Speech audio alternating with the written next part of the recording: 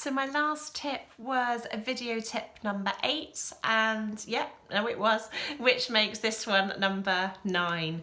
We were talking last time about facial angles and how to help those who are really worried about the chin area and the importance anyway of the focus being on the eyes, and this time's just an extension and to bring in that of our body as well. Now, when I am recording video, actually there's so little of me in the frame that I tend to sit straight on because I feel that that's much more natural. If we were sat face to face having a conversation, that's how we'd be doing it. But when I'm photographing my clients, there's all sorts of different things that come into play in terms of what we're trying to achieve, the messages we're trying to portray, and of course their feelings on their bodies as well. So a couple of things that are really useful to know, maybe for video, maybe if you're going to be recording webinars or something like that at the moment where you're going to be standing up. It's going to be different to this kind of like small close-up in terms of videos. So if you are straight on to a camera, because the camera flattens everything into 2D, you are going to get the impression of an outside shape, which is going to be a bigger overall shape than if one turns to 45 degrees, because then you've got that to that. So the body has become narrower to the lens. So if that was going to be a photograph, it looks smaller. If you're just chatting, looks smaller. So there you go.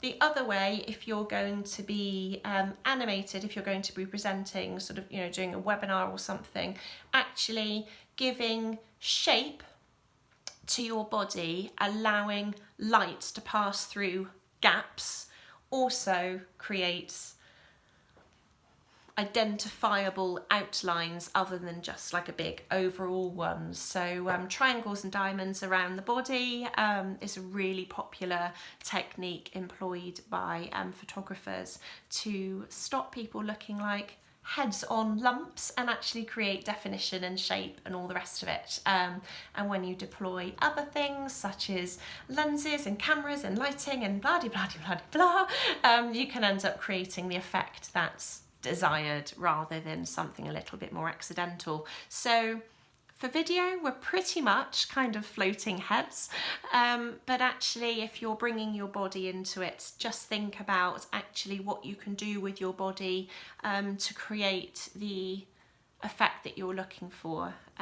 Certainly for clients who were hoping to be slimmer, then the 45 degree works really well. For guys who actually want to look like they're spending a bit more time in the gym than they are, scoot your bottom back, come forward with your head and shoulders. Your shoulders are closest to the lens. They are then going to look beefier than if you were leaning back. So tip for both genders there, and it's a terrible gender stereotype. I'm so sorry for that. In the interest of speed for this top tip, I just did it that way. But ladies, if you would like bigger shoulders, please lean forward, and gentlemen, if you would like to look narrower, please just slightly turn your body, but do bear in mind that that can sometimes, but depending on what you do with your head, can end up making you look a little bit coy, which may or may not be what you're going for.